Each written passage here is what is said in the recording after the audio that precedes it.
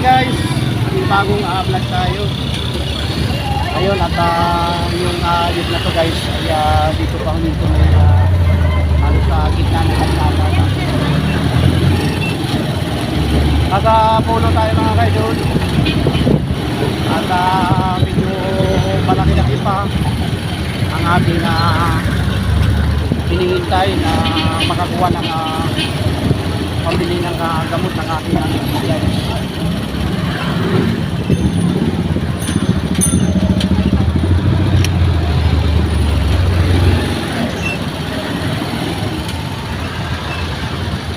Halos hindi talaga makadaan yung yung tricycle. Kung ako ang isang jeepney driver, itatabi ko sa gilid ang aking sasakyan para hindi makaabala sa traffic ng mga kaidol. Ang jeep na ito mga kaidol ay malanday pa ko. Sakop niya lang ng kalsada pagka siya ay kumukuha ng pasahero. Dati rin ako guys sa jeepney driver pero hindi ko yan ginagawa guys yung sa gitna ako kumukuha ng pasahero.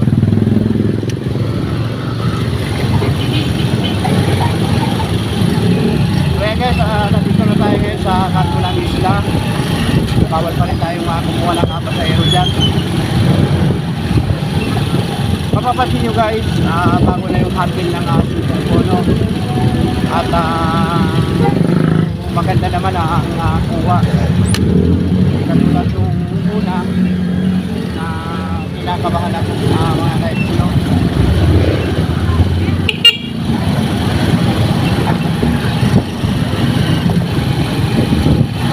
Ito kailangan pa rin i-check ang cellphone kasi minsan yung una putik na rin na mahulog ito mga kaidol, no? Huwag tayong mag-titiwala basta ganyan kasi minsan may oras na lumuluwag pero hindi katulad nung isa handle ng cellphone ko lang putik kasi no? Masyadong gumiti. Kailangan talaga dito mabilis ang mata mo. Mahirap na maka-accidente guys.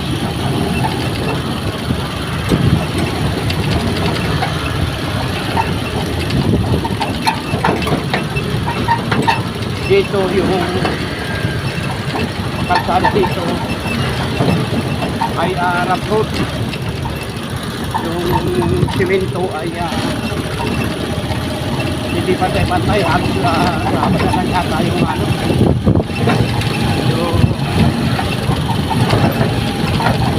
nasisira.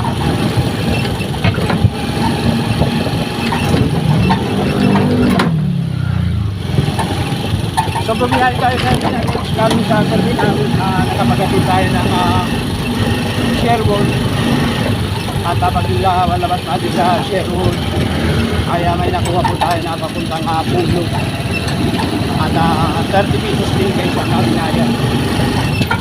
Kaya nakarating tayo ng Pulo. So bali ang biyahe natin ngayon ay 60. Madadagdagan pa yan guys pagka nakakuha tayo dito sa daan. Kailangan na madalas ng pakiramdam. Kita yung pasahero.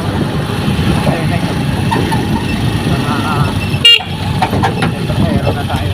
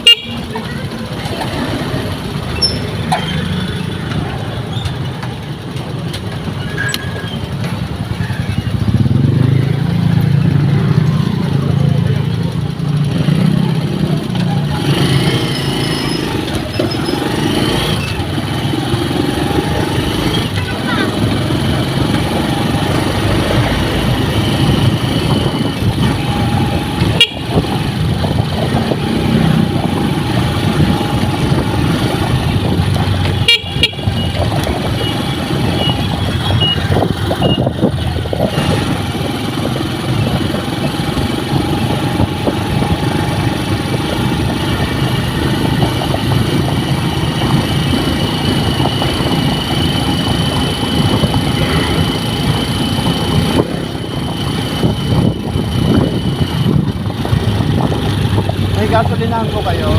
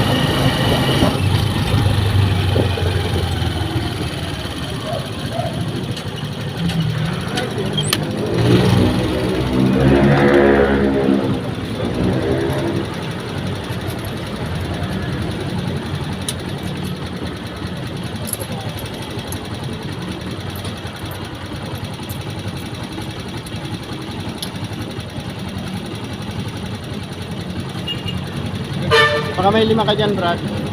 Kikit ng 40.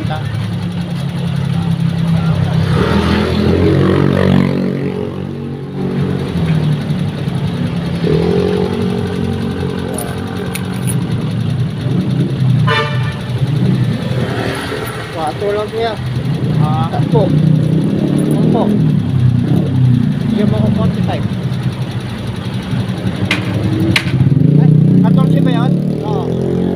Ay, doon ang 50 mo. Akin lang yung 14.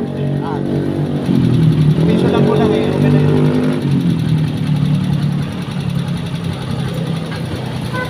Yun, 14. Kaya na ito. Tama.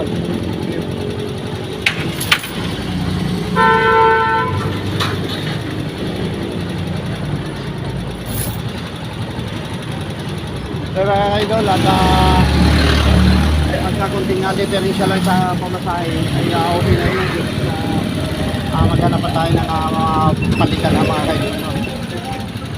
So yung dalawa naman kanina guys ay 30 pesos ang binayad. Kaya bali kumita tayo ng 14 plus 30 plus kanina ay 60. Bali yung baba natin ngayon guys ay lampas ng daan. Ang ating kailangan sa Mercury ay 150 mga kaidol. At yung dito sa may malapit sa amin ay kailangan ko ng 80 pesos.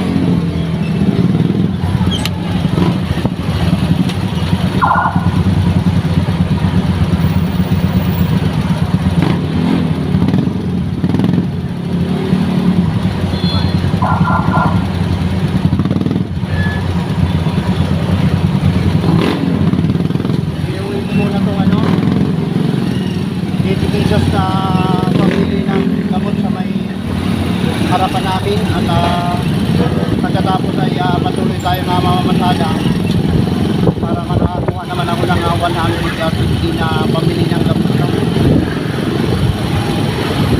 Bali nagkarga na tayo guys kanina ng gasolina at ang ating kailangan ay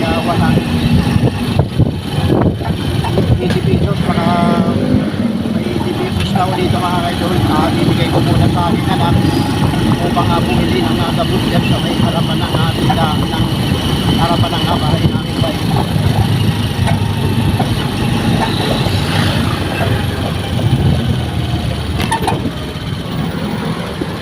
Ito pasayro yata ito mga kaidol.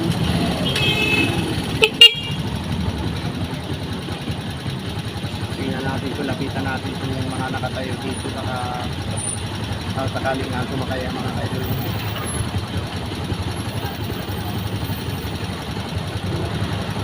Ay hindi, tumawid na sila mga idol. Kaya lang siya.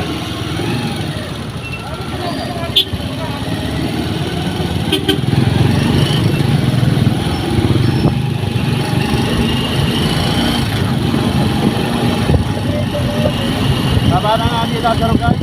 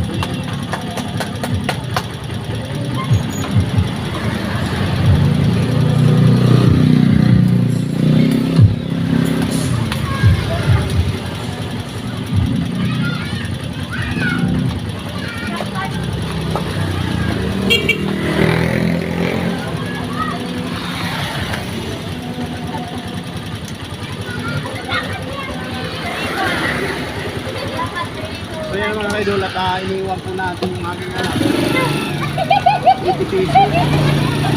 Ngayon naman guys ay titingnan tayo sa terminal para magdagdagan pa ito yung pagpili ko ng gamot. Kaya nagkakaya kasi.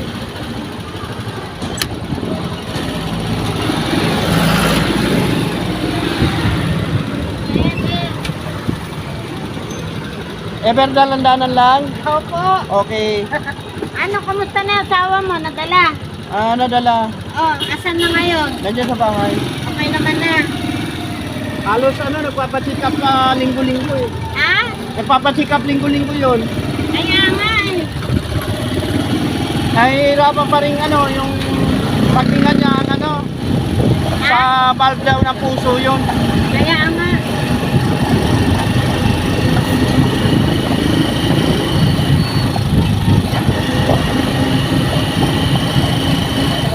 Minsan nagpapa-schedule ako doon, hindi binababa yung papel.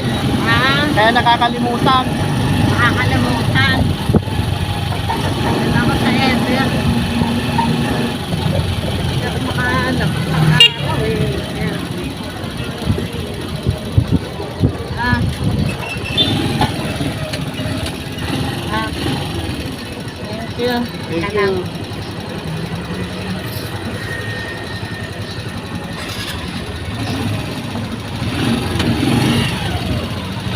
So yun guys, at Ever ang ating naging pasahero. Punta tayo sa paikot dito guys sa terminal namin. Medyo maiksi ang ating dyan ngayon guys. Paano pa lang.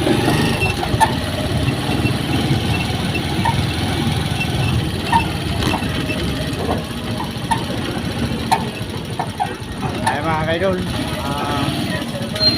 hanggang dito na lang ang aking vlog. Bye-bye na po.